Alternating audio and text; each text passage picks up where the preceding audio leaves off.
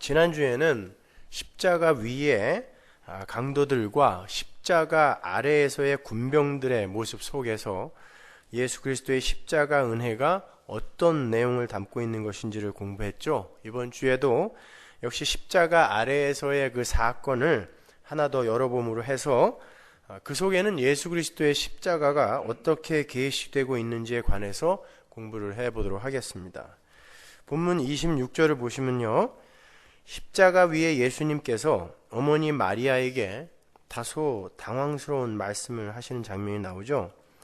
예수님에게 분명 친동생들이 여럿 있었음에도 불구하고 제자 요한에게 어머니 마리아를 맡기세요. 그죠? 생각해 보자고요.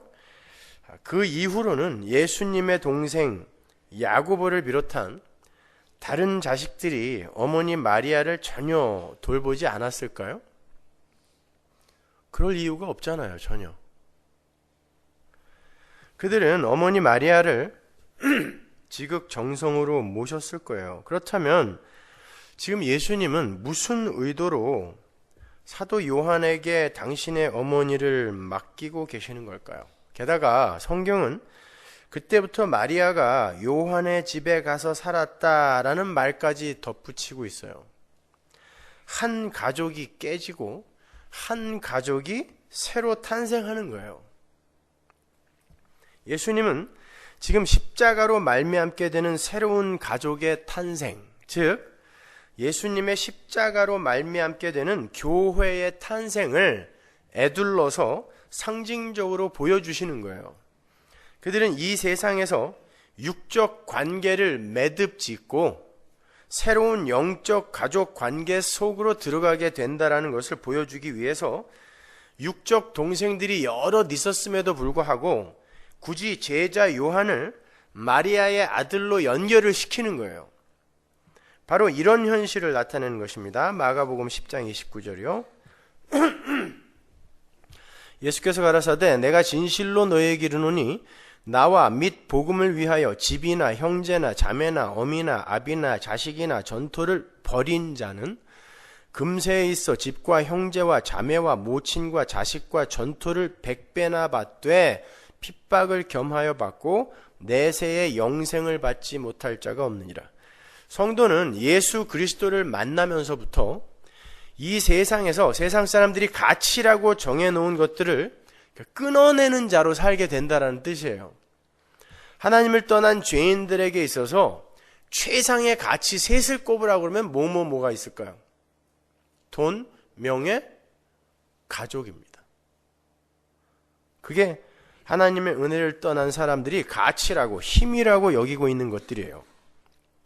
인간들의 그 내 편을 향한 집요한 사랑은 가히 상상을 초월할 정도죠. 말이 내 편이지 결국 내 편은 나의 또 다른 표현일 뿐이에요. 내 편은 수시로 바뀌어요. 마을대항 축구 경기에서 내 편은 우리 마을 사람이지만 도대항 경기에서는 그 사람들이 적이었던 일이 다 내 편이 되잖아요. 내 편은 수시로 바뀌어요. 그런데도 그 내 편에 내가 목숨을 걸어요. 그 내 편이 바로 나기 때문에 그런 것입니다. 내 가족 마찬가지예요. 그게 내 존재의 익스텐션이에요. 그러한 집요한 자기 사랑의 도구와 방편들이 말씀으로 찾아오시는 예수라는 검에 의해서 하나하나 잘려 나가는 게 바로 신앙생활이라는 거예요. 근데 그들에게 새로운 어미가 100배, 새로운 자식이 100배, 새로운 전토가 100배 이 생에서 주어진다는 거예요. 무슨 말이라고 그랬습니까? 어머니가 100명 생겨요? 네. 새로운 가족, 하나님의 교회로서의 새로운 가족이 그렇게 풍성하게 나에게 생긴다라는 뜻이에요. 그래서 거기에 아버지만 빠진 거라 그랬죠? 아버지는 누구? 하나님 아버지니까 거기에서 딱 아버지만 빠져 있잖아요. 아비만, 그죠? 아비만 100배로 안 줘요. 마태복음 10장 34절 보세요. 내가 세상에 화평을 주러 온 줄로 생각지 말라. 화평이 아니요 검을 주러 왔노라.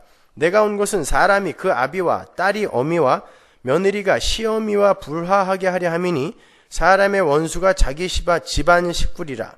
아비나 어미를 나보다 더 사랑하는 자는 내게 합당치 아니하고 아들이나 딸을 나보다 더 사랑하는 자도 내게 합당치 아니하고 또 자기 십자가를 지고 나를 쫓지 않는 자도 내게 합당치 아니하니라.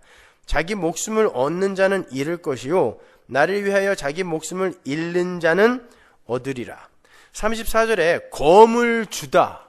내가 검을 주러 왔다. 그 검을 주다라는 말은 헬라어로 발레인 마카이라는 뜻인데요. 발레인이라는 그 단어는 격렬하게 던지다, 격렬하게 찌르다라는 뜻이에요. 격렬하게 던지다, 격렬하게 찌르다. 마카이라는 칼, 전쟁이라는 뜻이거든요. 그러니까 주님은 이 세상에 화평을 주러 오신 분이 아니라 칼과 전쟁을 던지러 오셨다라는 거예요. 그것도 격렬하게. 여기에서의 세상은 하나님이 세상을 이처럼 사랑하사에서의 그 세상이에요. 하나님과 반대편에 있는 그 세상이 아니라 하나님이 예수님을 이 땅에 보내셔서 세상에게 자기들끼리 원수가 되게 그런 일을 하게 이 땅에 보낸 게 아니란 말입니다. 하나님의 아들은 세상과 관계없이 하나님의 백성, 이 세상 중에 속해 있으면서 세상과 함께 멸망할 뻔했으나 그 세상에서 건져진 세상, 그게 하나님이 세상을 이처럼 사랑하사에서의 세상이고 보라 세상 죄를 지고 가는 하나님의 어린 양이로다에서의 세상이에요. 요한복음에서는 항상 세상이 두 가지로 구분되어서 표현된다 그랬잖아요. 하나는 하나님의 대적들의 세상, 대적들로서의 세상, 하나는 그렇게 세상에 속해 있었으나 구원받은 세상. 여기 세상이 그 세상이에요. 하나님의 교회, 세상이었던 하나님의 교회에 예수님이 검을 던지러 왔어요. 격렬하게 집어 던지러 왔단 말입니다. 검과 전쟁을. 그래서 어떤 일이 일어나요? 아비와 딸이 어미와 며느리가 시어미와 불화하게 된대요. 근데 이 왼수들은 예수도 안 믿는데 왜 이렇게 시어머니와 며느리가 불화를 하는 거예요? 네? 사람의 원수가 자기 집안 식구가 되게끔 예수님이 검을 던지러 왔대요. 그 말은 그 관계, 인간들이 힘으로 갖고 있는 관계는 끊어내고 새로운 관계 속에서의 새로운 피조물을 창조하러 오셨다라는 뜻이에요. 그러니까 여러분에게 힘으로 주신, 여러분이 정말 목숨처럼 여기는 그 관계를 왜 주신 거예요? 부모, 자식, 형제, 그 이웃, 이 관계 왜 준 거라고요? 끊어내라고 주신 거예요. 하나님 앞에서 너 이것도 끊을 수 있어? 물어보시려고. 그러니까 인본주의에 꽉 물들어 있는 사람들은 이런 얘기 들으면 막 화를 내죠.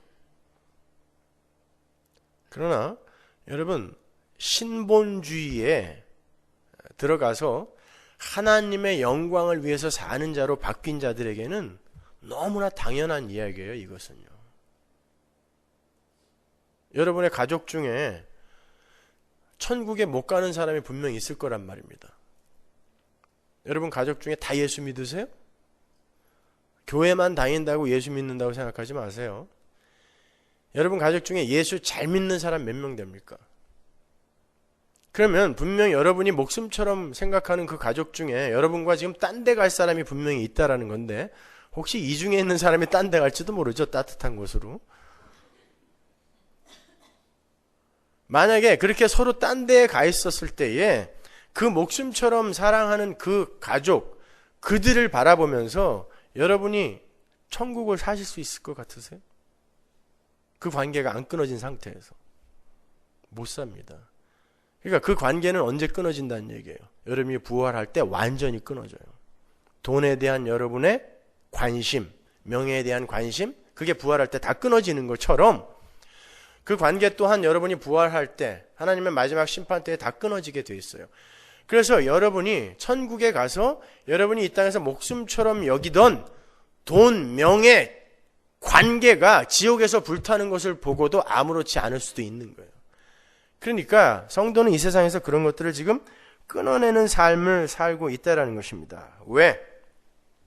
그러한 자아숭배의 찌꺼기들을 덕지덕지 움켜진 채로는 절대로 하나님 나라에 들어갈 수가 없기 때문에 그래요. 우리의 전부를 하나님께 드린 상태에서만 하나님께 들어갈 수 있기 때문에 우린 이 세상에서 조금씩 그걸 다 끊어내는 거예요. 그래서 성도가 예수를 믿게 되면 그때부터 하나님 이외의 세상 힘들에게 가 있던 그 마음에 칼을 맞게 되는 거예요. 그리고는 새로운 가치, 진짜 가치를 얻게 되고 진짜 천국 가족들과의 연합이 시작되는 거예요. 그걸 부활이라고 합니다. 그러니까 엄밀히 말해서 구원을 얻은 후에 첫째 부활에 참여한 성도들, 여러분은 지금 첫째 부활에 참여한 분들이에요. 요한계시록에서 배웠죠? 둘째 부활은 여러분의 몸이 부활하는 거고 지금은 죄와 허물로 죽었던 여러분의 영이 살아난 거니까, 그죠? 그 첫째 부활에 참여하게 된 성도들은 이 역사 속에서 이 세상 힘과의 결별, 그리고 세상 가족들과의 단절을 경험하게 되는데 그것이 바로 부활의 삶이라는 거예요. 그러니까 여러분이 부활을 하는 삶이라는 건 그러한 것들이 여러분에게서 끊어져 나가는 상태를 부활이라고 해요. 굉장히 다르죠, 그죠? 근데 그게 부활이에요. 그게 끊어지고 빠져나가야 새 생명이 살아나거든요. 그래서 그걸 부활이라고 그래요. 그러니까 성도의 부활은 이 세상에서의 죽음과 단절로 경험이 되는 거고요. 그렇게 성도가 이 세상 힘으로부터의 죽음과 단절을 경험하게 되면서 그 속에 싹 터 있는 새 생명의 삶이 조금씩 피어나게 되는 것, 그걸 부활이라 그래요. 그리고 그 부활의 현실이 종결이 되는 날이 마지막 심판의 날이 되는 거예요. 그 부활의 삶이 종결이 되는 거. 그때 진짜 부활로 완결되는 거죠. 그때 성도는 육으로는 완전히 죽고, 그러니까 계속 죽어가다가 완전히 죽는 날이 부활이니까 계속 죽어가면 죽어갈수록 여러분은 새롭게 부활하는 게 맞는 거잖아요. 그렇게 새로운 몸으로 완전히 거듭나서 새로운 가족 관계 속으로 완성되어 들어가는 거예요. 그때는 여러분끼리가 진짜 가족인 거예요. 거기에는 신랑 신부 없다 그랬죠. 신랑이신 하나님과 신부인 교회, 거기에는 부모 자식 관계 없습니다. 하나님이신 아버지 그리고 교회인 자식들, 그 관계밖에 없어요. 우리끼리는 형제, 그러는 거예요. 그래서 예수님이 형제들아 라고 부르는 거죠. 그죠? 그리고 사도행전 같은 데 보면은 사도들이 계속 형제들아, 형제들아 이렇게 부르잖아요. 거기서 그 브라더가 형제예요. 진짜 형제. 그렇게 성도가 역사와 현실 속에서 겪게 되는 죽음과 부활의 삶을 예수님께서 직접 보여주고 가신 거예요. 그게 성육신의 삶이며 공생애의 삶이며 십자가의 삶인 거예요. 그리고 부활의 삶이고요. 그러한 새로운 가족의 탄생 장면이 오늘 본문 바로 다음 장에 아주 선명하게 그려져 있습니다. 한번 볼까요? 요한복음 20장 17절, 제가 오늘 본문으로 한 절 더 보탠 구절이죠. 예수께서 이르시되 나를 만지지 말라, 내가 아직 아버지께로 올라가지 못하였노라. 너는 내 형제들에게 가서 이르되 내가 내 아버지 곧 너희 아버지, 내 하나님 곧 너희 하나님께로 올라간다 하라 하신대. 여기 나오죠? 내 형제들 드디어 나와요. 그리고 내 아버지 너희 아버지. 이때부터 이제 내 아버지가 너희 아버지가 되는 거예요. 그리고 제자들이 내 형제들이 되는 거예요. 이때가 어떤 때입니까? 예수님이 십자가에서 죽으시고 다시 부활하셨을 그때부터. 십자가에서 죽으시고 사흘 만에 부활하신 예수님께서 마리아 앞에 나타나셨어요. 그리고는 첫 번째 하신 말씀이 나를 만지지 말라예요. 그리고는 이어서 내 아버지가 너희 아버지가 되었고 내 하나님이 너희 하나님이 되었다라는 파격적인 말씀을 하세요. 어떻게 그렇게 된 거죠? 지금까지 말씀드린 대로 새로운 가족 관계가 드디어 완성이 된 거예요. 이 부활로 말미암아. 예수님의 죽으심과 부활하심으로 그렇게 새로운 가족 관계가 완결이 된 거죠. 그리고 그 현실은 예수님께서 승천하신 후에 성령을 내려보내셨을 때 모든 성도들에게 일괄적으로 적용이 되는 거죠. 그렇죠? 근데 지금은 예수님이 승천하기 전이잖아요. 부활은 하셨지만. 그러니까 마리아가 예수님을 만지면 안 되는 거예요. 아니, 그렇다고 왜 만지면 안 돼요? 이런 질문이 드셔야 되는데 성령이, 예수님이 승천하시고 성령이 내려오셔야 비로소 당신의 백성들이 한 몸으로 묶여요. 에베소서 2장 14절 보세요. 그는 우리의 화평이신지라 둘로 하나를 만드사 중간에 막힌 담을 허시고 원수된 것 곧 의문에 속한 계명의 율법을 자기 육체로 폐하셨으니 이는 이 둘로 자기의 안에서 한 세 사람을 지어 화평하게 하시고 또 십자가로 이 둘을 한 몸으로 하나님과 화목하게 하려 하심이라. 원수된 것을 십자가로 소멸하시고 또 오셔서 먼 데 있는 너희에게 평안을 전하고 가까운 데 있는 자들에게 평안을 전하셨으니 이는 저로 말미암아 우리 둘이 한 성령 안에서, 우리 둘이라는 건 누구죠? 이방인과 유대인, 한 성령 안에서 아버지께 나아감을 얻게 하려 하심이라. 그러므로 이제부터 너희가 외인도 아니요 손도 아니요 오직 성도들과 동일한 시민이요 하나님의 권속이라. 여기에서 권속이라고 번역이 된 헬라어 오케이오스가 바로 가정, 식구라는 뜻이에요. 성령에 의해 교회는 그렇게 예수 그리스도의 십자가 공로로 말미암아 하나님 아버지를 한 아버지로, 한 식구로 새롭게 묶이게 되는 거란 말이에요. 근데 왜 부활하신 예수님께서 마리아에게 당신을 만지지 말라고 말씀하셨는가? 재미있는 건요, 똑같은 이야기가 마태복음에 기록되어 있는데 거기서는 마리아가 예수님을 만집니다. 그런 거 궁금해하지 않으셨어요? 여기서 만지는데 왜 여기서 만지지 말라고 그러나? 마태복음 28장 9절 보세요. 예수께서 저희를 만나 가라사대 평안하뇨 하시거늘 여자들이 나아가 그 발을 붙잡고 잡았죠. 응? 이에 예수께서 가라사대 무서워 말라 가서 내 형제들에게 갈릴리로 가라 하라 거기서 나를 보리라 하시니라. 똑같은 상황인데 여기서는 마리아가 발을 붙잡는단 말입니다. 근데 왜 요한복음에서는 만지지 마라가 그렇게 강조되어 적혀 있냔 말이에요. 사복음서는 각기 다른 관점에서 다른 걸 강조하면서 기록이 되어 있다는 걸 잊지 마세요, 여러분. 그렇다고 이게 있지도 않은 것을 역사적 근거가 없는 것을 허위로 적어 놓은 건 아니에요. 그 복음서의 기자들이 자기가 필요한 것들을 끌어다가 쓴 것뿐이란 말입니다. 중요한 건 여자가 예수님을 만지고 안 만지고가 중요한 게 아니다라는 것을 우리가 배우면 되는 거예요. 예수님을 만지면 문둥병이 걸린다든지 코가 삐뚤어진다든지 이런 무슨 진짜 해가 있으면 예수님이 못 만지게 했을 거란 말입니다. 근데 만지지 말아라고 이야기했는데도 불구하고 그 여자가 만졌어요. 근데 놔뒀단 말입니다. 그러니까 거기에서는 여자가 예수님을 만지고 안 만지고가 문제가 아니라 왜 만지지 말라라고 말씀하셨는가, 그리고 요한은 그 이야기를 끌어다가 무슨 이야기를 하고 싶은 것인가를 보셔야 되는 거예요. 여러분, 영생의 근원이신 예수님을 만지지 못하는 그림, 그 생명의 근원인 생명나무 실과를 만지지 못하는 그림을 최초로 성경에 어디서 보셨죠? 생각해 보세요. 그만큼 한 6년 동안 설교를 들으셨으면은 이제는 이런 이야기가 나오면은 얼른 구약의 어떤 장면들을 여러분이 기억해 내실 수 있어야 되는 거예요. 성경은 항상 구약과 신약이 뚫려 있다 그랬습니다.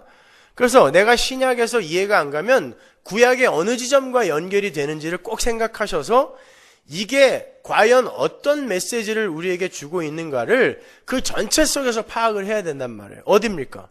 창세기잖아요. 생명나무를 하나님이 가려버리고 못 만지게 했단 말입니다. 누구에게? 죄인들에게. 아직 예수 그리스도의 죽음과 부활이 뭔지 모르는 이들에게 절대 못 만지게 했단 말입니다. 그 이야기가 여기에서 다른 그림으로 펼쳐지고 있는 거예요. 창세기 3장 22절 보세요. 여호와 하나님이 가라사대 보라 이 사람이 선악을 아는 일에 우리 중 하나같이 되었으니 그가 그 손을 들어 생명나무 실과도 따먹고 영생할까 하노라 하시고 여호와 하나님이 에덴 동산에서 그 사람을 내어보내어 그의 근본된 토지를 갈게 하시니라. 이같이 하나님이 그 사람을 쫓아내시고 에덴 동산 동편에 그룹들과 두루도는 화염검을 두어 생명나무의 길을 지키게 하시니라. 하나님께서 왜 아담과 하와에게 생명나무 실과를 못 만지게 하셨습니까? 선악과의 시험이 해결되지 않고는 생명나무 실과, 즉 영생을 절대 취할 수가 없기 때문이에요. 생명나무는 선악과를 통과해야 도달할 수 있는 나무예요. 그래서 창세기에 에덴 동산에 생명나무와 선악과가 같이 서 있는 거예요.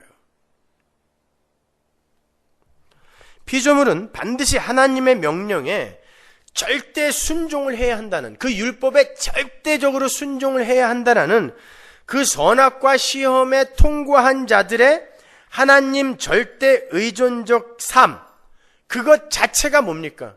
하나님께 절대적으로 의존하여 하나님 절대 의존자로 살아가는 그 삶을 뭐라 그래요? 그 자체가 영생이란 말이에요.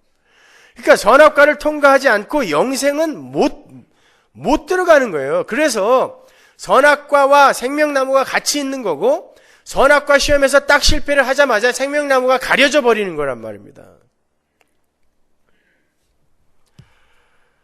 그런데 피조물에게는 하나님의 말씀, 즉 율법을 온전히 지켜낼 힘이 없어요. 선악과 시험을 통과할 능력이 없단 말이에요. 하나님의 은혜를 떠난 피조물에게는. 그래서 선악과의 시험은 하나님이신 예수께서 통과해내시고 그것을 피조물에게 전가시켜주는 방법으로만 통과가 가능해요. 예수님은 성육신하셔서 이 땅에 내려오신 후에 바로 그 선악과의 시험을 통과하셨던 거예요. 그래서 예수님이 공생애를 시험으로 시작하시는 거예요. 제가 금식을 설명할 땐 금식으로 시작했다고 말씀드렸지만 금식과 시험으로 시작하셨잖아요. 그죠? 신명기 8장에서 뭐라 그래요? 그 금식의 삶이 바로 광야의 시험이었다라고 이야기를 하니까 그게 바로 예수님의 인생이며 죽기까지 순종하신 십자가의 사건인 거예요. 그게 선악과 시험의 성취란 말이에요. 선악과가 뭐라고 했어요? 하나님의 말을 죽기까지 순종해야 된다가 선악과 시험이라고 그랬잖아요. 그러니까 죽기까지 순종하여 십자가를 지신 예수의 삶, 그게 선악과의 시험이잖아요. 그걸 통과하신 거란 말입니다, 예수님이. 그리고는 그걸 우리에게 전가시켜주는 거예요. 그래서 그걸 믿는 자가 예수라는 생명나무 실과를 먹게 되는 거예요. 믿음으로. 그러니까 이런 거예요. 선악과는 우리가 어떤 열심과 노력을 부려 통과하게 되는 것이고, 그로 말미암아 생명나무로 들어가는 그 길을 얻는 게 아니라 생명나무 자체가 선악과를 먹고 없애버리는 것입니다.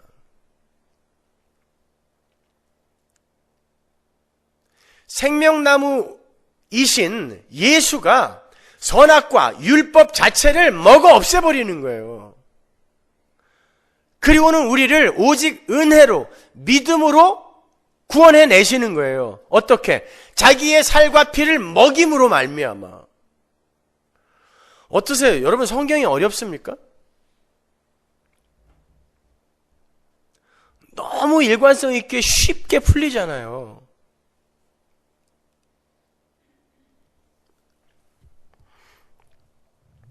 그렇게 해서 하나님의 선택된 백성들에게 영생은 거저 주어지는 거예요. 생명나무는 우리가 열심히 노력하고 분투하여 먹을 수 있는 게 아니라 거저 주어지는 거예요. 어떻게? 생명나무가 우리를 뚫고 들어와 버린다니까요. 그런데 이놈들이 선악의 판단을 자기들이 하면서 선악과 시험을 스스로 통과하여 생명나무를 먹겠다고 나선단 말이에요. 그게 바리새인들이에요. 그게 이스라엘이란 말입니다. 그게 오늘날 교회에 편만하게 퍼져 있는 율법주의, 유대주의인 거예요. 인본주의인 거예요. 할 수 있다는 것이죠. 그거 할 수 없다가 성경이라니까요.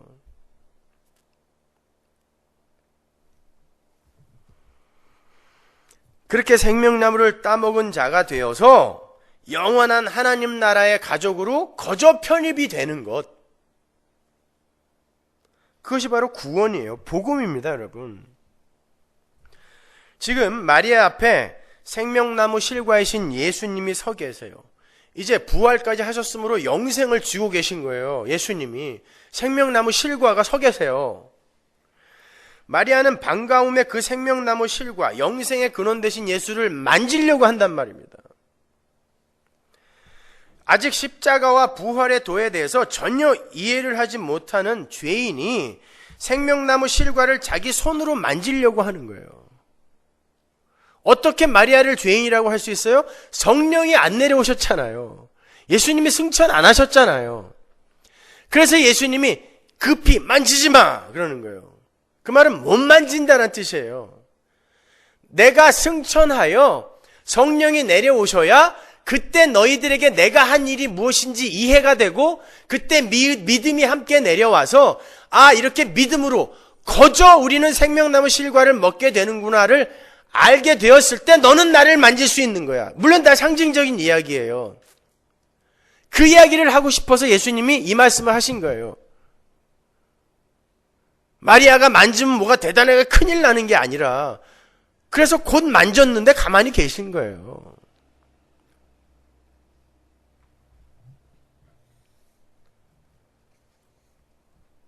자, 하나님은 모든 인간이 이 땅에 하나님의 은혜를 떠나서 이 땅에 태어난, 역사 속에 태어난 모든 인간이 절대로 자기의 능력과 열심으로 생명나무에 도달할 수 없다는 것을 너무나 잘 아세요. 그렇기 때문에 인간의 노력, 율법 지킴으로 상징이 되는 마리아의 손, 그 손을 막으시는 거예요. 차단시키시는 거예요. 궁금하지 않으셨어요? 그런 거? 왜 만지지 말라고 그러셨지? 이런 거? 여러분 생각해 보세요. 예수님이 부활하신 이후에 계속 사람들에게 나타나지 않으셨어요. 그때 어디 숨어 계셨을까요? 나무 뒤에? 무덤 뚜껑 옆에? 예수님은 늘 하나님과 함께 하시는 분이에요. 근데 하늘로 올라가고 내려가고 그게 무슨 의미가 있어요? 예수님은 그 자체가 하나님과 일체이신 분이라니까요. 그럼에도 불구하고 우리를 위해 이런 표현들로 뭔가를 설명해 주시는 거예요. 하늘이 어디 있다고 올라가요? 하늘이 저 위에 있습니까? 차원을 달리하는 곳에 있는 거예요. 하늘은, 하나님 나라는. 자꾸 동화책을 너무 많이 봐갖고 저 은하수 뒤편에 하나님 나라가 있다라고 그렇게들 생각하니까 자꾸 저 올라간다라고 생각들 하는 거죠. 내려갈지도 몰라요. 하나님 나라. 그러니까 그러한 국어사전의 개념들을 갖고 자꾸 성경들을 보시려고 하시면 안 되는 거예요, 여러분. 예수님과 피조물의 한 가족됨은 피조물 측에서의 어떤 시도나 노력에 근거하지 않고 오직 예수님의 십자가 공로와 예수님의 승천으로 말미암게 될 성령의 강림으로만 성취가 될 것이다라는 그런 뜻이에요. 그러니까 지금 못 만져. 요한복음 17장 3절 보세요. 영생은 곧 유일하신 참 하나님과 그의 보내신 자 예수 그리스도를 아는 것이죠. 그런데 영생은 이런 거예요. 근데 이건 어떻게 알 수 있어요, 우리가? 성령이 내려와야 알 수 있다 그러잖아요. 요한복음 15장 26절. 내가 아버지께로서 너희에게 보낼 보혜사 곧 아버지께로서 나오시는 진리의 성령이 오실 때에 그가 나를 증거하실 것이요. 그가 안 오면 못 알아먹어요. 근데 예수님이 아직 승천을 안 하셨기 때문에 성령님이 아직 안 내려오셨단 말이에요. 그 성령님이 언제 내려오세요? 오순절날 내려오시죠. 모든 교회에게 내려오시는 거예요. 그때 믿음이 일괄적으로 하나님의 백성들에게 쑥 들어가 버리는 것입니다. 그리고 그때 비로소 그들이 생명나무를 만지는 거예요. 아니, 먹어버리는 거예요. 그때 먹는 거예요. 그 구원의 현실을 설명해 주기 위해 이런 그림들이 마치 유치원 수준으로 이렇게 그려져 있는 거예요, 성경에. 오늘 본문은 계속해서 예수님의 십자가로 말미암게 되는 새 가족 탄생의 비밀에 대해서 조금 더 구체적인 그림으로 반복하여 기술을 하는데요. 그게 28절이에요. 볼까요? 이후에 예수께서 모든 일이 이미 이룬 줄 아시고 성경으로 응하게 하려 하사 가라사대 내가 목마르다 하시니 거기 신포도주가 가득히 담긴 그릇이 있는지라 사람들이 신포도주를 머금은 해융을 우슬초에 메어 예수의 입에 대니 예수님께서 돌아가시기 바로 직전에 내가 목마르다 라고 말씀하셨어요. 그랬더니 병사들이 신포도주를 해융에 묻혀서 우슬초로 예수님께 건네요. 딴 데서는 갈대라고도 이야기를 했는데 요한은 굳이 그걸 우슬초라는 단어를 써요. 요한은 그러한 일련의 말씀과 행동이 성경으로 응하게 하려 하신 것이다 라고 친절하게 부연하고 있어요. 그게 무슨 말일까요? 성경으로 응하게 하려 하십니다. 갑자기 죽기 전에 시편이 생각나서 그때 참 초로 먹어야 된다 그랬는데 내가 안 먹었네. 깜빡 잊을 뻔했다. 내가 목마르다. 이러신 거예요? 그건 아닐 거 아니에요. 그럼 성경으로 응하게 하려 한다라는 게 무슨 말이냔 말이에요 도대체. 시편 69편 21절 보세요. 저희가 쓸개를 나의 식물로 주며 갈할 때에 초로 마시웠사오니. 마태복음에 보면요, 군병들이 예수님에게 쓸개를 탄 포도주를 주는 장면이 나오죠. 마가복음 15장에는 몰약을 탄 포도주라고 그래요. 쓸개를 탄 포도주나 몰약을 탄 포도주는 예수님이 거절하십니다. 이게 단어가 같은 단어라서 이렇게 쓸개, 몰약 이렇게 번역이 됐는데 실제로 쓸개와 몰약을 포도주에 타면 그게 마취제 역할을 한다 그래요. 그러니까 십자가 지기 전에 최대한의 배려를 한 거죠. 사형 집행관들이. 마셔, 덜 아플 거야. 예수님이 그거 거절한단 말입니다. 왜? 인간들이 당할 십자가의 고통을 요만큼도 가감없이 다 당하시려고 그건 거절하시는 거예요. 그 포도주와 지금 요한복음에 나오는 이 신포도주는 다른 포도주예요. 그건 십자가에 달리기 전에 받았던 거고 지금 신포도주는 바로 돌아가시기 전에 십자가에서 받으신 거란 말입니다. 그걸 같은 거라고 생각하시면 안 돼요. 그리고 그 쓸개와 몰약이 들어간 포도주는 거절하셨지만 오늘 본문의 이 신포도주는 받아 마셨다니까요. 받았다 그러죠. 마신 거예요. 받아 마시신 거란 말입니다. 그거는요. 그 해융에 묻힌 신포도주는 어떤 포도주였냐면은 사형 집행관들, 그 하급 병졸들이 갈증을 해소하기 위해 마시던 아주 값싼 포도주였어요. 그러니까 쓸개와 몰약을 탄 포도주는 마취제였지만 이 신포도주는 갈증 해소용 음료였단 말입니다. 그래도 그렇지 예수님의 행위가 너무 일관성이 없지 않아요? 뭐는 받고 뭐는 왜 거절해요? 예, 마취제는 거절하고 목마름을 해결하기 위한 포도주는 받아 마시시는 거예요. 그럼 도대체 그 목마름이 뭐길래 그거는 해결을 하고 가셨냔 말이에요. 끝까지 그냥 멋지게 죽으시지. 돌아가시기 전에 할 말이 목마르다, 아프다, 이거면 내가 막 이해하겠어요. 아프다, 죽겠다. 아니 그런 말이 나와야지 고작 목마르다. 거기에도 뭔 메시지가 있을 거 아닙니까? 여러분 사복음서에서 예수님이 계속해서 목마른 자들아 내게로 오라라고 말씀하시잖아요. 목마른 자들아 내게로 오라 내가 너희를 목마르지 않게 하리라. 내가 주는 물은 절대 너희들을 목마르지 않게 할 것이다라고 반복하여 말씀하시잖아요. 그거와 연결이 되는 거죠. 그래서 마지막에 목마르다라고 이야기를 하신 거예요. 그 해융이라는 건요, 스펀지처럼 액체를 잘 빨아들이는 그 바다 동물의 다공성 뼈, 연한 뼈 종류를 이야기하는 거예요.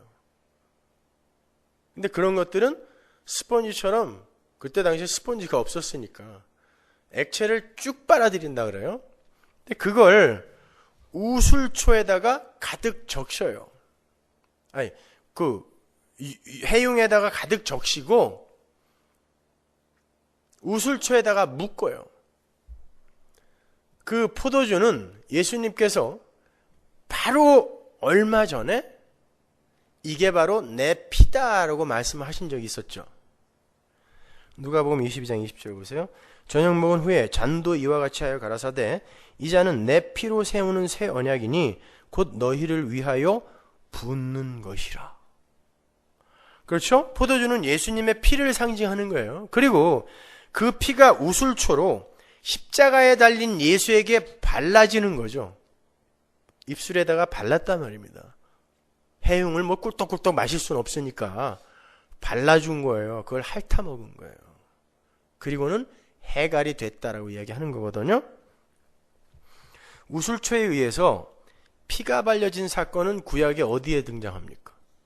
출애굽기에 등장하죠. 그죠? 네, 출애굽기 12장으로 가보세요. 13절. 내가 애굽 땅을 칠 때 그 피가 너희에 거하는 집에 있어서 너희를 위하여 표적이 될지라. 내가 피를 볼 때에 너희를 넘어가리니 재앙이 너희에게 내려 멸하지 아니하리라. 너희는 우술초 묶음을 취하여 그릇에 담은 피에 적시어서 그 피를 문 임방과 좌우 설주에 뿌리고. 똑같은 단어들이 그대로 다 등장하죠. 70인역에서는 그렇게 그대로 번역이 된단 말이에요. 아침까지 한 사람도 자기 집 문 밖에 나가지 말라. 여호와께서 애굽 사람을 치러 두루 다니실 때에 문 임방과 좌우 설주에 피를 보시면 그 문을 넘으시고. 이게 유월이라는 거죠. 그죠? 넘을 유월, pass over. 멸하는 자로 너희 집에 들어가서 너희를 치지 못하게 하실 것입니다. 똑같이 죽음에 던져지게 될 어떤 자들에게 우술초에 의해 피가 발라지면 그들은 살아나요. 애굽 사람이든 이스라엘 사람이든 상관없어요. 그냥 어린 양의 피를 우술초에 묻혀 발리기만 하면 그들은 다 살아요. 그게 구원입니다. 예수님이 지금 우술초에 적셔진 포도주를 받으시는 사건은 출애굽기의 유월절 장면을 그대로 성취하고 계시는 거예요. 십자가 위에서 예수 안에 연합이 된 어떤 자들에게 예수의 피를 발라서 죽어야 할 그들을 살려내시겠다라는 복음의 메시지가 그 안에 담겨 있는 거예요. 그 목마름을 예수님께서 다 가져가시고 그 목마름을 가진 이들에게 자기의 피를 먹여 그들의 목마름을 해갈시켜버리는 거예요. 그리고 자기는 목말라 죽어버리는 거예요. 내가 시장하다 하고 이파리만 풍성한 무화과나무를 저주해서 무화과나무를 죽여버렸잖아요. 근데 결국 자기가 그 무화과나무가 되어서 저주받은 말라 비틀어진 십자가 무화과나무가 되셔서 죽어버리는 것처럼, 그들의 배고픔이 되어 죽어버리는 것처럼 똑같이 그들의 목마름이 되어 죽는 거예요. 근데 어떤 식으로 그들의 목마름을 해갈시키고 그들을 건지냐면 자기의 피를 찢어, 자기의 피를 쏟아 그들에게 부어버림으로 말미암아 죽음이 그들을 넘어가게 만드는 거예요. 그리고 자기는 목말라 죽는 거예요. 빨가벗겨져서 부끄러운 상태로 죽어야 하는 이들의 부끄러운 빨가벗음이 되셔서 죽는 예수의 모습 똑같은 거예요. 다. 그게 십자가인 것입니다. 여러분, 그렇게 구원받은 거예요, 우리는요. 그런데 그렇게 구원을 받은 이들이 도대체 그 예수 앞에서 무엇을 구하고 있는 거냐고요. 오늘 본문에서 예수님께서 목이 마르다라고 말씀을 하시고 신포도주를 받아 마신 그것이 성경을 응하게 하려 함이다라고 이야기하잖아요. 응하게 하려 합니다. 성경을 응하게 하려 합니다 해서 그 응하다가 다 이루었다라는 단어와 똑같은 단어인 걸 아세요, 여러분? 텔레오라는 단어예요. 십자가 위에서의 그 예수님의 신포도주 사건은 예수님께서 이 땅에 성육신하여 내려오셔서 이루려고 했던 일의 모형이란 뜻이에요. 예수님이 다 이루었다 하고 돌아가시잖아요. 그 다 이루었다라는 그 이루는 이름이 바로 이 성경에 적혀진 내용인데, 그 성경에 적혀진 내용을 이루려고 예수님께서 신포도주를 받아 마셨다라는 이야기예요. 그래서 똑같은 단어가 거기 쓰이는 거예요.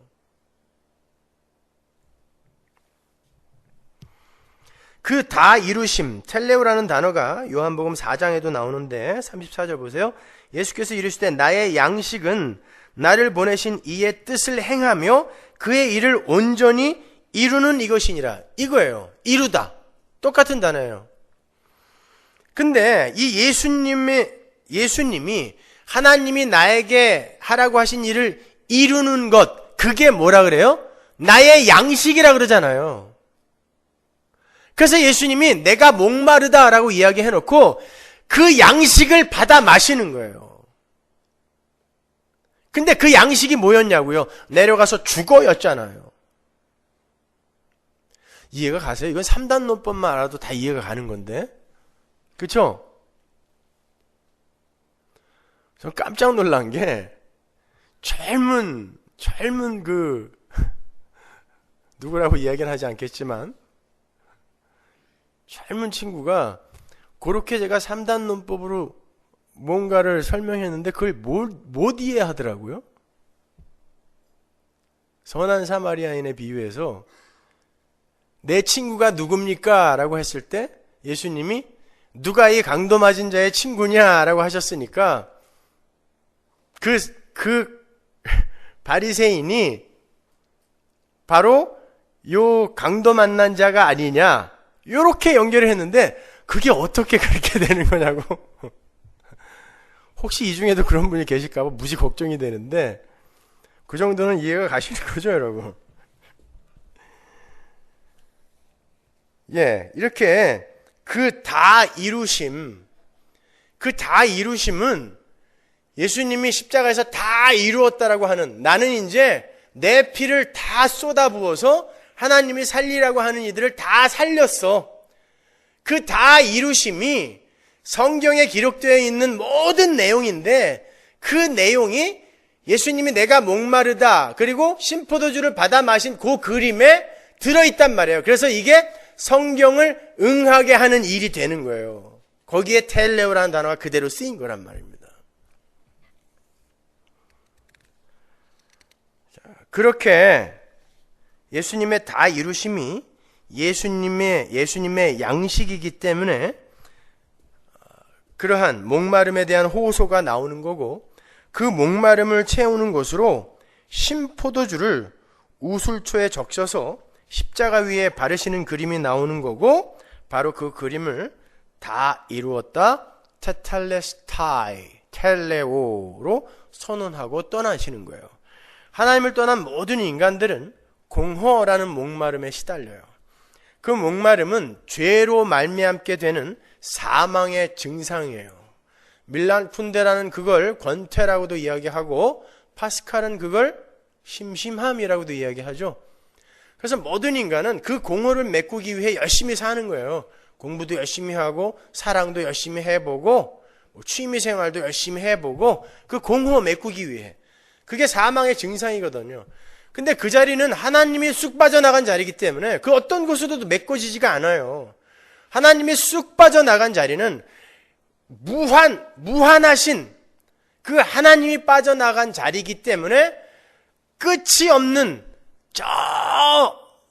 아무리 내려가도 끝이 없는 무저갱이기 때문에 그걸 지옥이라고 하는 거예요. 그게 공허예요. 심심함이에요. 그게 권태예요. 그게 지옥이라니까요. 그게 목마름입니다.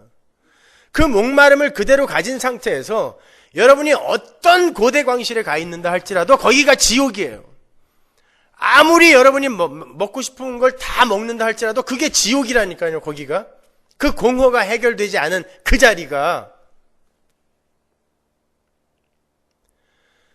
근데 인간들은 끊임없이 이 세상 어떤 것들로 그 공허를 채우려고 해요. 그 목마름을 해갈시키려고 한단 말입니다. 그래서 예수님이 사마리아 여인에게 그렇게 말씀하시죠. 너는 아무리 이물 먹어도 곧 다시 목마르다. 그건 뭘 빗대어 하신 말씀이에요? 그 여자가 세상의 목마름을 해결하기 위해 남편을 5번 바꿨습니다. 이 남자랑 살면 만족할까? 이 남자랑 살면 만족할까?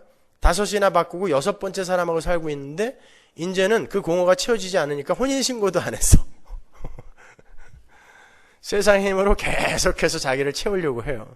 그때 예수님이 그 우물물을 빗대어서 너 이 물 아무리 먹어봐야 세상의 물은 금방 목말라. 내가 주는 물 먹어야 목 안 말라. 이렇게 말씀하셨다고요. 끊임없이 그런 말씀을 하세요. 요한복음 6장 35절 볼까요?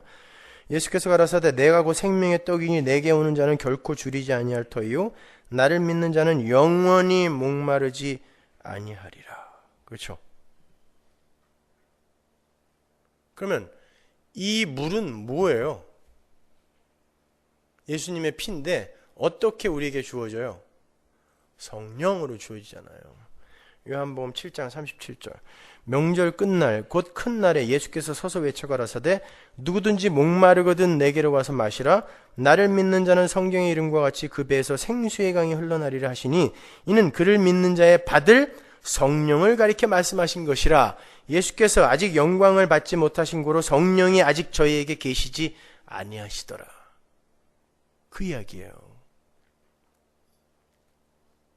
여러분은 그렇게 성령 받아서 해갈이 되셨습니까?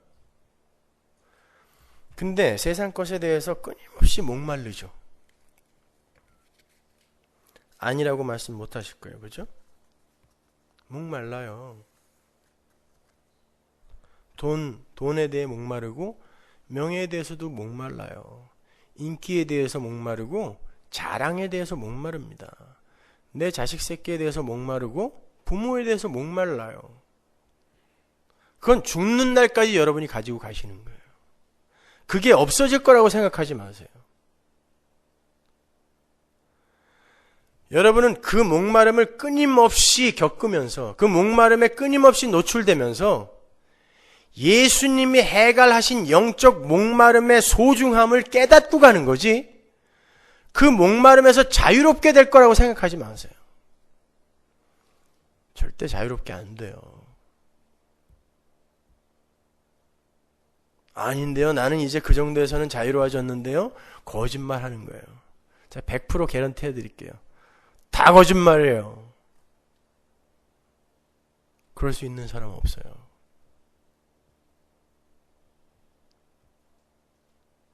그 속에서 예수님이 나를 영적으로 예수님의 그 은혜의 폭력성을 갖고 오셔서 불가항력적 은혜로 그 영적 해갈을 해주지 않았다면 난 어떡할 뻔했는가.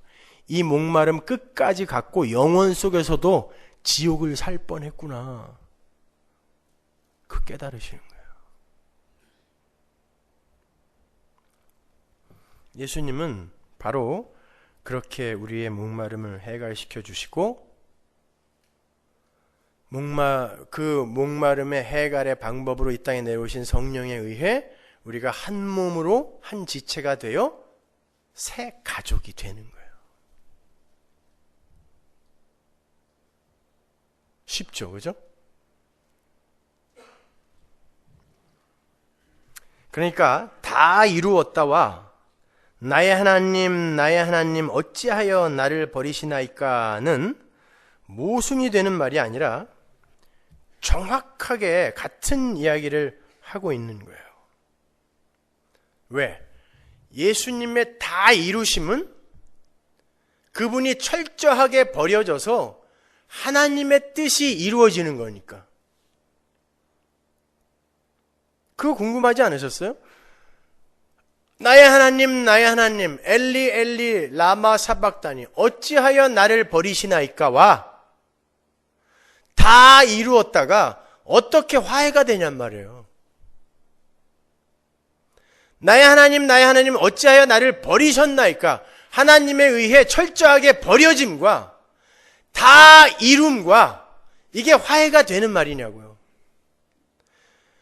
그건 다 이룸이 아니라 다 이름이죠.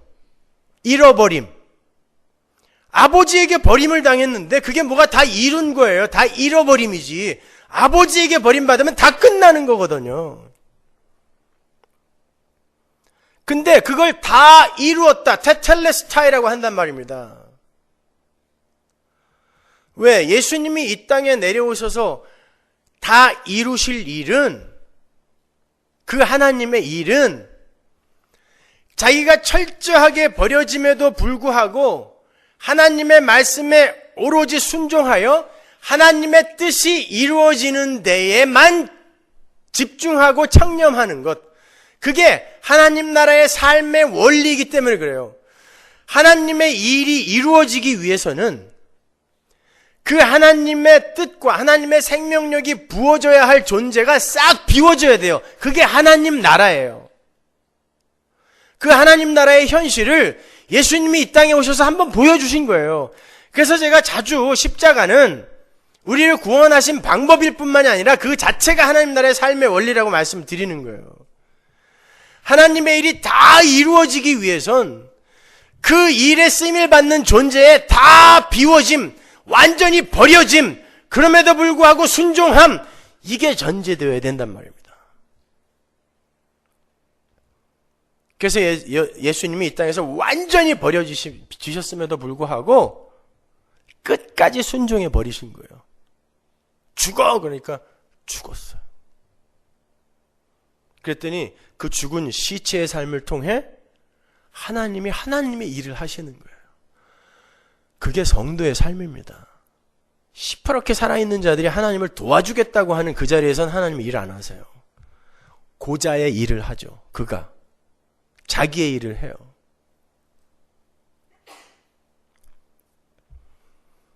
그러나 우리가 죽어있는 상태에서 하나님이 하시는 그 일은 완전히 다른 일이에요. 똑같은 착한 일인데요. 어떤 사람이 자기 부인이 되어가는 과정 속에서 그 사람의 자기 부인의 과정 속에서 예수가 드러나서 나오는 착한 일과 내가 끝까지 나의 자랑과 인기를 챙기기 위해서 하는 착한 일과 모양은 똑같은데 둘은 천국과 지옥으로 갈라지는 착한 일이에요. 어떤 사람은 정말 이 세상의 힘은 내 힘이 아니구나.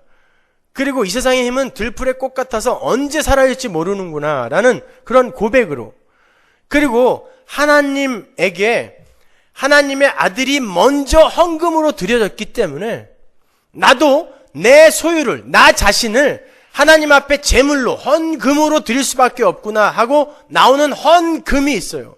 그것도 버림이에요. 버리는 거예요. 그것도요. 내 소유를. 여러분, 그런 여러분의 헌금이, 여러분이 버린 헌금이 어디에 어떻게 보람있게 쓰이게 될 거라는 그런 기대도 하지 마세요. 그건 버린 거예요. 그러나 내가 어떻게 일해서 이걸 냈는데 이게 그렇게 쓰여야 돼? 그거 버린 거 아니에요. 내가 거기서 끝까지 가치를 챙기려고 하는 것이죠. 그렇다고 막 쓰여도 된다는 말은 아닙니다, 여러분. 그거와 그 김장훈이라는 후배가 그런 얘기를 했더라고요. 왜 그렇게 수십억을 기부합니까? 그랬더니 3억을 기부하니까 하늘에 있는 어떤 존재가 6억을 주더래요. 내가 5억을 양로원에 기부했더니 10억짜리 CF가 들어왔대요. 10억을 기부했더니 20억짜리 콘서트가 대박이 났다는 것이죠. 그런 의도로 하는 착한 일은 내가 하나님 앞에 버리는 행위로서의 착한 일과 완전히 반대인 거예요.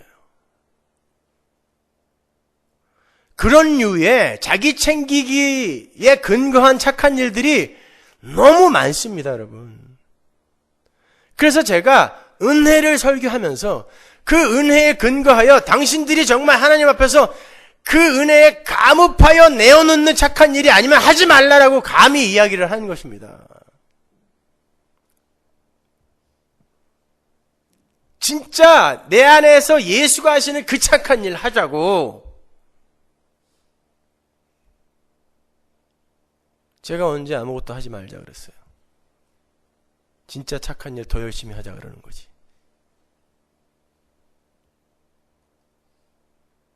그동안 얼마나 하기 싫었으면 그렇게 좋아갖고 이제 아무것도 하지 않아도 된단 말이야? 네, 자유롭게 사세요, 그렇게. 그러나 여러분이 하나님의 백성이 맞다면 그 자유로운 삶이 여러분에게 고통으로 반드시 오게 돼 있어요. 막 사는 삶 살아보세요. 괜찮아요. 제가 책임질게요. 막 사세요.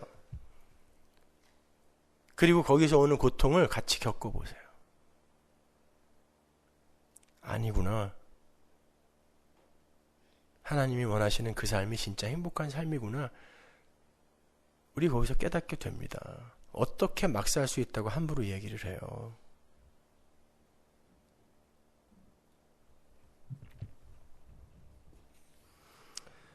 여러분, 예수님께서는 항상 나는 아버지와 함께 있다, 하나이다 라는 말씀을 하셨어요.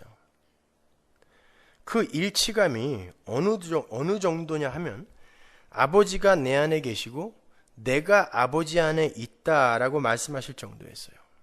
이 말씀은 하나님이 바로 나이고 내가 곧 하나님이다 라는 말씀이에요. 그래서 예수님께서는 말씀조차 자기 마음대로 안 하셨잖아요. 하나님이 시키는 말만 했다 그랬어요. 왜? 두 분은 일체거든요. 일체. 그러니까 말조차도 자기 마음대로 할 수가 없는 거예요. 그게 일체예요. 그게 연합이라는 거예요. 우리가 나중에 그 상태로 가거든요. 하나님과 그 상태로. 그러기 위해선 지금의 여러분 자아가 어떻게 돼야 돼요?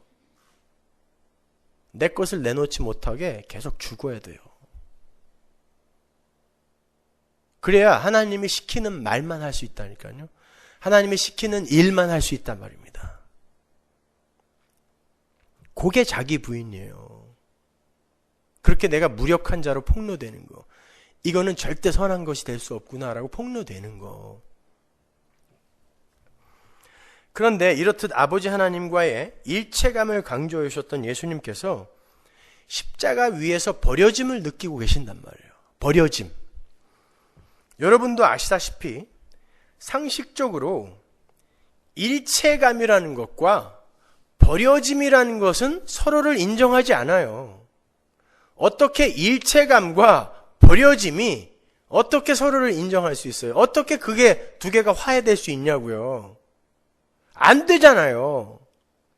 우리의 사고로는 이체라는 것은 버려짐과 절대 화해할 수가 없어요. 끌어들이며야지 어떻게 버려짐이 일체가 됩니까? 근데 예수님은 하나님과 일체라고 하는데 하나님으로부터 버려졌다니까요. 버려졌다라는 건 아버지와 분리되었다라는 것을 뜻하고, 아버지와 분리되어 있다라는 것은 다 이루지 못함이라는 것 아닙니까? 아버지와 분리된 거니까. 그러나 여러분 조금만 깊이 생각해 보세요. 이 세상에서 하나님 아버지로부터 버림을 받을 수 있는 분은 오직 예수 그리스도 한 분뿐입니다. 왜냐하면 예수님 말고 아버지로부터 버림을 받을 수 있는 분은 없어요. 왜? 예수님만 하나님과 일체거든요. 버려졌다라는 건 분명히 일체였다라는 걸 전제하는 거예요.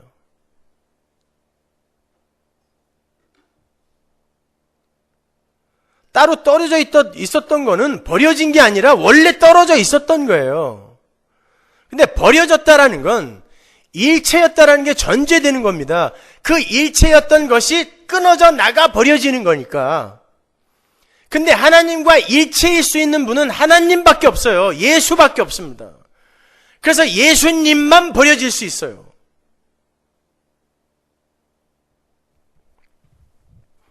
인간은 하나님과 일체였던 적이 없기 때문에 하나님으로부터 버려질 수가 없어요. 예수님만 버려질 수 있어요. 하나님으로부터. 하나님으로부터 버림받았다는 것을 알고 있으면서도 거기에 순종하는 분만 하나님과 일체된 분이에요. 말이 좀 어렵습니까? 왜냐하면 자신의 버려짐조차 하나님께 의존되어 있을 정도로, 나의 버려짐조차 하나님께 의존되어 있을 정도로 나라는 존재에 대한 자신의 주도권을 인정하지 않는 거잖아요. 자기 생명조차 자신의 의지대로 할 수 없고 자신과 일치된 어떤 분에 의해 좌지우지될 수밖에 없는 거라는 그러한 철저한 자기 부인이 벌어진 장소가 예수란 말입니다. 그래서 하나님의 뜻이 그의 삶 속에서 이루어진 거예요. 죽어! 그러니까 죽은 거예요. 죽음조차 내 의지대로 어떻게 할 수 없어요. 죽음과 삶이 그 주도권이 나에게 없단 말입니다. 그게 일체예요. 일체.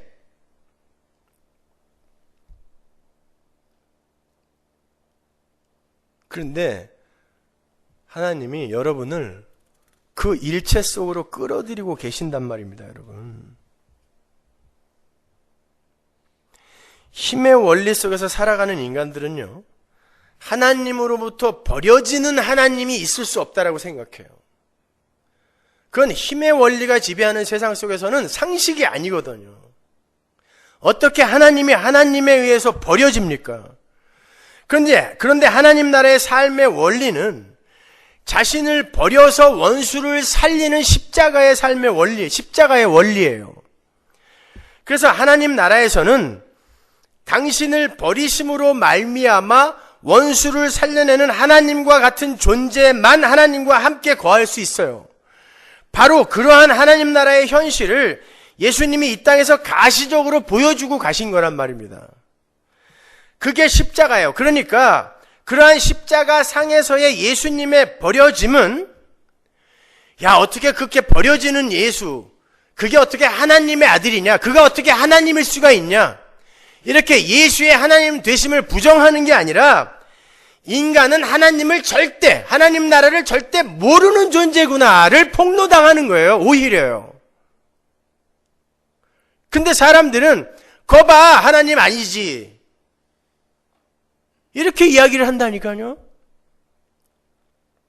하나님의 백성은 아니야, 우리는 그렇게 하나님 나라를, 하나님을 모르는구나, 그리로 가게 된다니까요. 결국 예수님은 아버지와 함께 있으면서 아버지로부터 버림을 받는 거예요. 예수님을 버려짐으로 이끄시는 분은 아버지의 성령이죠. 예수님에게 성령이 임하여 성령이 밖에서부터 끌고 가시잖아요, 예수님을. 그래서 일부러 세례 요한에게 세례를 받으실 때 성령이 비둘기처럼 눈에 보이게 내려오신 거예요. 교회들아 봐라, 성령이 아들을 어떻게 끌고 가는지 보라는 것입니다. 어디로 끌고 갑니까? 버려짐의 장소로 끌고 가요. 그런데 그 성령이라는 처소에는 누가 함께 계시는 거예요? 아버지 하나님이 같이 계시단 말이에요. 예수님은 성령에 의해서 버려지는데 그 성령 안에서 아버지와 함께 계세요. 그게 삼위일체입니다.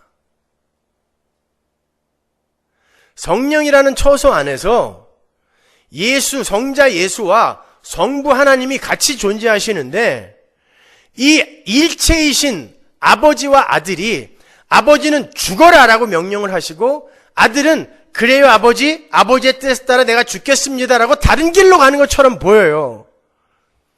그러나 그게 바로 일체인 거예요. 한 존재가 다른 존재의 뜻을 이루기 위해 완전히 죽어버리는 거예요. 그런데 그 예수라는 존재 자체가 하나님이기 때문에 하나님이 자신을 죽여 원수를 살려내는 거예요. 그게 하나님 나라의 삶의 원리가 삼위일체의 하나님 안에서 성부 하나님과 성자 예수 그리고 성령의 사역으로 그대로 드러나고 있는 것입니다.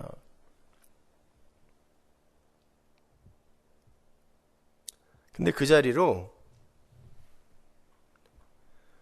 성도가 초청을 받고 있어요. 아버지 하나님의 뜻의 완전한 이루심, 그것은 바로 아버지의 뜻에 의해 버려져도 자아가 등장하지 않는다라는 걸 보여주는 거예요. 아버지가 버려도 아버지의 뜻이 나를 버리는 것이라 할지라도 거기에서도 내 자아가 등장하지 않는 게 일체예요. 그게 하나님 나라예요. 그래서 예수님이 그걸 보여주시는 거예요. 아버지가 나를 버리는데 어찌하여 나를 버리시나이까 하면서도 그 아버지의 뜻에 의해 완전히 버려져요. 그게 하나님 나라에서 모든 백성이 해야 할 다 이룸이라니까요. 하나님 나라 백성은 하나님 나라에서 그걸 다 이루는 거예요. 하나님이 죽어 그러면 선악의 판단의 기준을 내가 내려놓고 죽을게요. 죽는 거예요. 가나안에 들어가서 아기까지 다 죽여 그러면 이 도덕과 윤리로 판단하여 그게 어떻게 옳습니까가 아니라 하나님은 무조건 선하니까 다 따르겠습니다. 죽이는 것입니다. 그래서 그들을 순종하는 자라 성경이 이야기하는 거예요. 여러분 그게 신앙생활입니다. 그 자리로 내려가는 거. 그러한 예수님의 버려짐 말고 아버지의 뜻을 이룰 수 있는 존재는 하나도 없어요. 그러한 방식으로 성령은 아버지의 뜻을 다 이루기 위해서 자기 부인을 유발하는 거예요. 자기 부인은 그냥 구호가 아니에요, 여러분. 성령에 의해서만 가능한 기적이에요. 자기 부인은.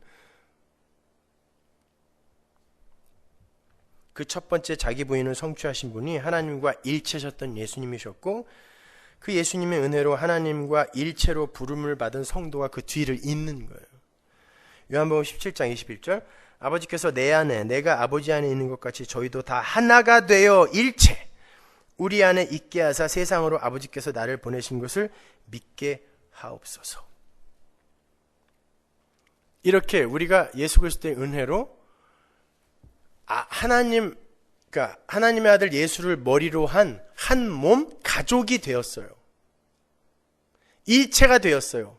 하나님과 함께하는 일체가 되었습니다. 그러면 지금 여러분은 성자 예수 안에서 하나님의 삼위일체 안으로 끌려 들어간 거거든요. 여러분의 이 역사 속에서의 삶에 어떤 일이 일어날까요? 이제부터 나의 하나님 어찌하여 나를 버리시나이까 라는 고백이 수시로 터져나오게 돼 있어요. 수시로. 영혼 속에서 하나님 아버지와 일치했던 예수가 역사 속에서 버려짐의 상태에서 그 아버지와 일체됨을 보인 것처럼 하나님의 백성들에게는 성령, 믿음이 들어있기 때문에 그들이 이 세상 속에서 예수님과 똑같이 버려짐을 경험하면서 나의 하나님 어찌하여 나를 버리시나이까 라는 고백을 수시로 하면서 다 이루었다라는 고백을 결국 하게 되는 거예요. 결국 나는 완전히 버려지고도 하나님을 버리지 않고 그분의 뜻에 순종하는 자가 되었구나라는 자리로 하나님이 밀고 들어가시는 것입니다. 그래서 여러분의 삶 속에 하나님이 그렇게 침묵하시는 것처럼 보이는 거예요. 꼭 하나님이 버린 것 같죠. 나는 그래서 예수 믿는 사람 아닐지도 몰라. 그런 허탄한 고백을 얼마나 많이 했습니까? 하나님이 날 버린 것 같아서. 하나님은 그 속에서 이게 하나님의 뜻이 이루어지는 것이구나 라는 위대한 고백을 듣고 싶은 거지. 하나님은 정말 나를 버리셨나 보다. 내게 등을 돌리셨나 보다. 이런 말도 안 되는 연약한 고백을 듣고 싶은 게 아니란 말입니다, 여러분. 그렇다고 해서 여러분 제 말을 오해하지 마세요. 오늘부터 가서 이제 자기 부인 해야지. 어떻게 하실 겁니까? 어떻게 자기 부인이 돼요? 저 좀 가르쳐 주세요. 허벅지를 찌를까요? 은장도 갖고 하루에 12번씩? 그렇게 해서 자기 부인이 되던가요? 참으니까 되던데요. 그건 참는 게 아니라 벼르는 거라니까요. 언젠가 터지면 넌 죽는다. 이게 참는 거예요? 벼르는 거지. 그거 자기 부인 아니에요.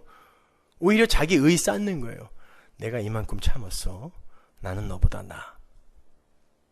그러면서 이를 악물면서 몸에 막 암이 생겨. 너무 스트레스 받아갖고. 그게 자기 부인이에요? 억지로 참는 게?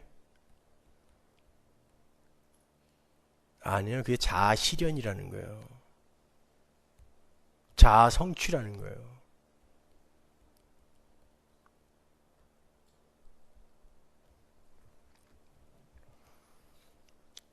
여전히 인본주의에 빠져 있는 이들의 오류가 예수님께서 육체를 입고 있는 사람들을 대표를 해서 버려주셨다라는 그 사건을 모델화하는 거예요. 모범 규준으로 만들어버리는 거죠. 요게 모범 답안이야. 모범 규준이야. 그러니까 요대로 한번 살아봐야지.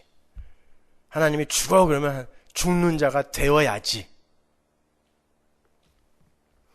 여러분, 모델화라는 건 모델이 있고 그 모델처럼 살고 싶은 내가 있어서 나를 점점 그 모델 쪽으로 몰아가려는 의도를 모델화라 그러죠. 거기에서는 내가 부인되면 안 돼요. 내가 계속 살아야 돼요. 그래야 내가 나를 몰고 갈 수 있거든요. 그건 자기 부인 아니잖아요. 어떤 걸 모델화하여 그걸 쫓아가는 게 자기 부인 아니에요. 여러분 자꾸 여러분 주변에 롤모델을 찾아다니시려고 하는데 이런 롤모델이 있어야 되지 않겠습니까? 저런 롤모델을 쫓아 살아야 되지 않겠습니까? 그 롤모델이 진짜 잘 살고 있는지 어떻게 아세요? 하나님의 은혜와 전혀 상관없이 자기의 쌓고 있는지 어떻게 아세요? 간디 정도로 살아주면 롤모델 자격 있습니까? 테레사만큼 살아주면 롤모델 자격 있나요? 법정처럼 살아주면 롤모델 자격 있어요? 또 오늘 중앙방송에서 전화 와가지고 불교인들이 난리 났다고 지금 몸 조심하라고 저한테 그러던데. 법정에 대해서 헛소리를 했다 이거죠. 뭐가 헛소리예요? 저는 기독교 목사이지 저는 불교 승려가 아니잖아요. 근데 저한테 무슨 이야기를 바라는 거예요? 그 정도면 롤모델 돼요? 어떤 롤모델 원하시는 것입니까? 내가 어떤 걸 모델화하여 내가 그렇게 살겠다는 것 자체가 내가 여전히 시퍼렇게 살아있는 거예요.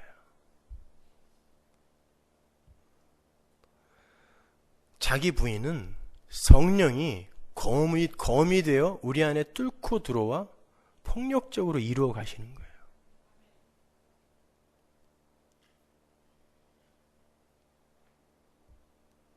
그럼 우리는 아무것도 안 해도 되나요? 아니요. 성령이 내 안에서 소원을 두고 행하게 하시기 때문에 여러분도 노력을 하게 되어 있어요. 그런데 수많은 실패를 겪게 돼요. 거기에서. 그러면서 나도 모르게 나는 끊임없이 실패했는데 그래서 나에 대한 신뢰를 점점 잃어가고 있는데 거꾸로 내가 바뀌어지는 게 삼자에게 들통이 나게 돼요. 그게 진짜 자기 부인입니다. 다른 거 없어요. 하나님 나는 먼지네요. 당신의 나라 임하실 때 내 이름을 기억해 주세요. 이 말 한마디 진심으로 던지고 가는 사람이 성화의 절정을 경험하고 가는 거예요. 뭐 대단한 거 하려고 하지 마세요. 하나님이 얼마나 크신 분이신지만 여러분의 삶 속에서 드러내고 가시면 되는 겁니다. 바울처럼, 다윗처럼, 솔로몬처럼, 아브라함처럼 열심히 삽시다. 그래요. 100세 넘어서 첩 많이 두세요. 그러면 솔로몬처럼 말년에 가갖고 우상에게 절하고 그러세요. 왜 그런 그들의 부정함과 연약함이 성경에 굳이 폭로되어 있는 줄 아세요? 그것도 말년에. 인간은 하나님에게 합한 자라고 할지라도 그들의 자격 때문에 그게 그렇게 된 게 아니라 하나님의 은혜가 보자기처럼 덮었기 때문에 그렇게 됐다라는 걸 보여주는 거예요. 끊임없이 인간들의 연약함은 폭로되는 것입니다, 여러분. 그런데 하나님이 우리를 하나님의 백성으로 그냥 만들어 주시는 것일 뿐인 거예요.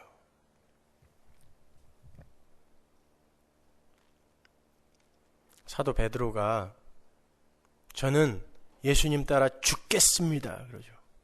죽겠습니다. 그때 예수님이 뭐라 그럽니까?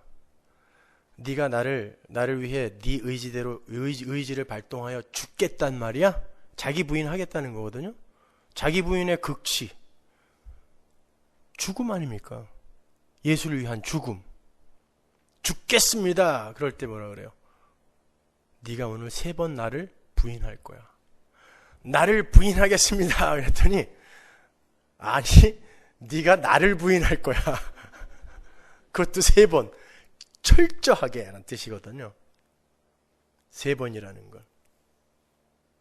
사도 바울이 3번 기도했다라는 건 죽어라고 기도했다는 뜻이에요. 딱 3번 기도했다는 게 아니라. 그 질병이 얼마나 고통스러웠으면 하나님께 3번 기도했다고 하겠어요. 끊임없이 마음속에 아이고 이것 좀 하나님이 고쳐줬으면 좋겠다라고 마음 먹었을 거 아니에요. 그게 기도잖아요. 근데 무슨 3번이라는 숫자를 어디서 나온 거예요? 죽어라고 기도했다는 거거든요. 베드로가 완벽하게 부인했다는 뜻이에요. 인간의 힘으로는 안 된다는 뜻입니다. 그게요. 여러분 왜 그 전에 제자들이 3번 깨웠는데 계속 잤는 줄 아세요? 잠은 뭐예요? 성경에서 뭘 메라포하는 거예요? 죽음이에요. 왜 굳이 그때 자요? 뭘 먹었다고? 포도주 너무 많이 먹었나? 그날 저녁 때? 왜 그때 자냐고요? 제자들아, 너희들은 이렇게 죽어있는 자들이란다. 내가 3번을 깨웠는데도 못 일어나는 자들이란 말이야. 마지막에 뭐라 그래요? 물을 확 갖다 꼈는 게 아니라 이제 자고 쉬어라. 왜? 내가 일해야 된다. 너희들의 처지가 이 모양이기 때문에 내가 일해야 되는 거야. 그래, 자. 우리의 모습을 폭로시킨 것입니다. 그리고는 예수님의 피가 그들을 덮는 거예요. 그렇게 덮으니까 어떻게 돼요? 나중에는 베드로가 진짜 예수를 위해 죽는데 어떤 방식으로 예수님을 위해 죽냐면 밖에서 어떤 이가 띠를 띄우고 끌고 가서 십자가에 못 박아 버리는 거예요. 그게 성령에 의한 자기 부인이에요. 잘난 척들 하지 마세요. 여러분이 여러분 스스로 끊어낼 수 있는 건 아무것도 없어요. 중독? 천만의 말씀. 술, 담배, 오락, 심지어 TV 연속극 보는 거 맘대로 끊어지던가요? 여러분, 세상, 하나님 이외에 우리가 세상 다른 것에 내 마음을 뺏기는 걸 죄라고 하거든요. 근데 그 죄의 권세는 내가 어떻게 할 수 있는 게 아니라 그가 찾아왔다가 하나님에 의해 그가 밀려나는 거단 말이에요. 그렇죠? 그러면 중독이라는 것 자체를 생각해 보세요. 내가 아직 술을 못 끊었어요. 담배를 못 끊었어요. 의지가 이것밖에 안 되냐? 예수 믿고 아직 그 정도도 못 끊어? 아니요. 담배는 내가 피우고 내가 끊는 게 아니라 담배가 찾아왔다가 걔가 떠나야 끊을 수 있는 거예요. 여러분은 그걸 못 끊는 걸 경험하면서 야, 얘가 찾아왔다가 떠나지 않으면 나는 아무런 노력과 열심을 부릴 수 없는 그런 먼지구나를 배우는 거예요, 오히려. 술, 담배를 하고 안 하는 게 문제가 아니라 예전에 우리 교회에 오셨던 정 선생님처럼 돌아가시는 날까지 알코올 중독자로 살다가 가셨다 할지라도 목사님, 이런 나도 하나님이 사랑하신다네요 라는 그 고백, 나는 여전히 이렇게 뭔가에 붙들려서 하나님이 도와주시지 않으면, 얘가 알코올이라는 게 날 떠나지 않으면 나는 어쩔 수 없는 그런 먼지인데, 그런데 하나님이 나를 사랑해 주신다네요. 그걸 묶어버리고 나를 마귀의 세간이었던 나를 늑탈해 버리신다고 하니 감사하네요 하고 가면 죽는 날까지 알코올 중독자로 살다가 간다 한들 그게 뭐 이렇게 대수입니까? 다들 뭔가에 중독돼 있잖아요.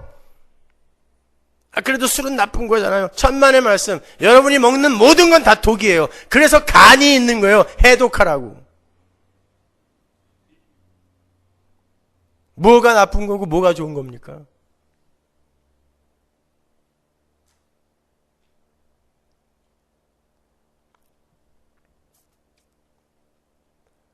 여러분, 성도는 이 세상에서의 몇 가지 착한 행실, 바른 행실 내어놓고 하나님 앞에 잘난 척하는 거 아니에요. 오히려 그 앞에서 무력하게 무너지는 모습을 폭로당하면서 하나님, 이제 하나님이 사세요. 저는 십자가에서 못 박혀 죽었잖아요. 하나님이 사세요. 그럴 수밖에 없는 존재네요. 깨닫고 무력해지는 거예요. 그렇게 무력해지면 질수록 세상에 대한 욕심이 밀려나는 것입니다. 근데 전부 시퍼렇게 살아있으니까 그냥 욕심도 점점 커져. 예수 믿는다고 하는데 욕심이 점점 커져. 그렇게 예수 그리스도의 십자가 은혜에 의해, 그리고 그 십자가 은혜의 폭력성에 의해 우리는 점점 부인되다가 결국 우리의 자아가 죽고, 우리의 자아가 죽으면 거기에서 뭐가 태어나요? 예수가 나오는 거예요. 그래서 여자가 아들을 얻는 거예요. 여자여 당신의 아들이니이다 라고 십자가 앞에서 새로운 가족이 형성되고 그 여자에게 아들이 주어지는 거예요. 그 여자